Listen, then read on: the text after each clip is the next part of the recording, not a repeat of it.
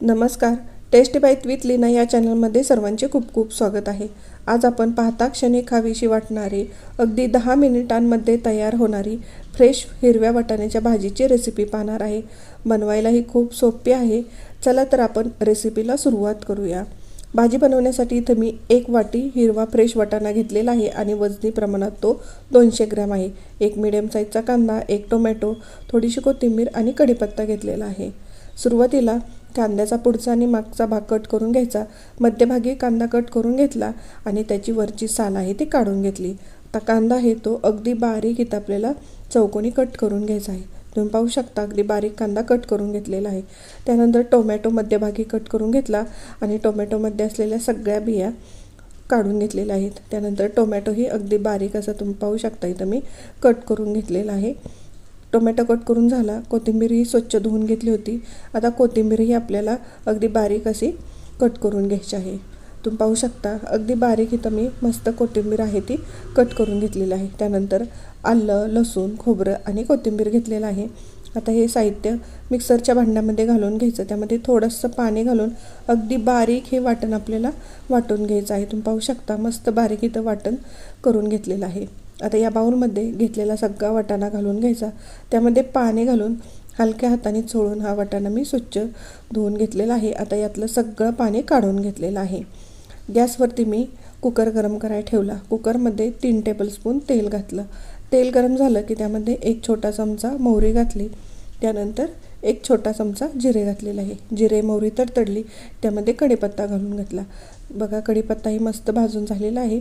आता यामध्ये बारीक चिरलेला कांदा घालून घ्यायचा. कांदा घालून झाला की गॅसची फ्लेम आहे ती मी मिडियमच ठेवलेली आहे.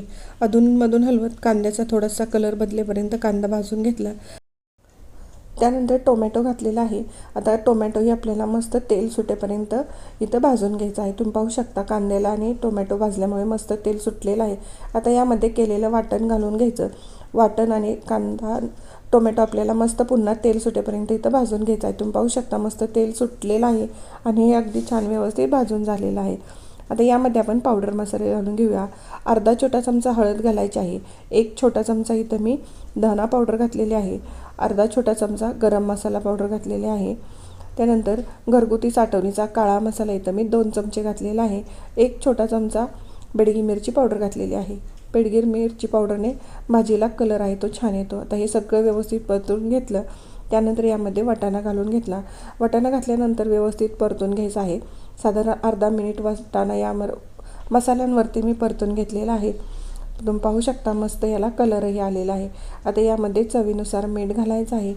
मीठ घातल्यानंतरही आपण व्यवस्थित असं हे साधारण अर्धा मिनिटभर परतून घेतलं. तुम्ही पाहू शकता मस्त असा याला कलरही आलेला आहे. आता यामध्ये आपण रूम टेम्परेचरचं 1 ग्लास पाणी घालणार आहे. बघा तुम्ही पाहू शकता इथं मी पाणी घातलेलं आहे. आता यामध्ये मी 2 चमचे भाजलेला शेंगदाण्याचा कूट घातला. कूट घातल्यानंतर व्यवस्थित असं सगळं मिक्स करून घेतलं आणि बारीक चिरलेली कोथिंबीर घातलेली आहे. पुन्हा व्यवस्थित मिक्स केलं. कुकरचं झाकण आहे ते बंद करून घ्यायचं.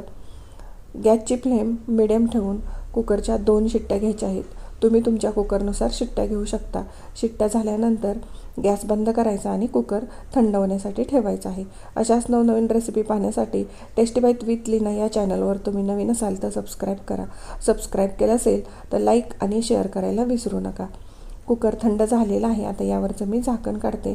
तुम्ही पाहू शकता अगदी मस्त अशी आपली हिरव्या वाटाण्याची भाजी इथं तयार झालेली आहे. अगदी 10 मिनिटांमध्येच ही भाजी तयार होते. तुम्ही पाहू शकता अगदी छान थिक अशी भाजी इथं तयार झालेली आहे. कोणतंही भाजणीचं वाटण न घालता अगदी मस्त थिक भाजी आपली तयार झालेली आहे आणि 2 शिट्ट्यांमध्ये अगदी छान मऊसूत असा वाटाणा आपला शिजला जातो. तयार वाटाण्याची भाजी मी इथं बाउलमध्ये काढून घेत आहे. अशी भाजी तुम्ही टिफिनसाठीही झटपट बनवू शकता. अगदी छान थिक अशी मस्त भाजी इथं तयार झालेली आहे. पाहता क्षणी खावीशी वाटणारी अगदी छान भाजी तयार आहे.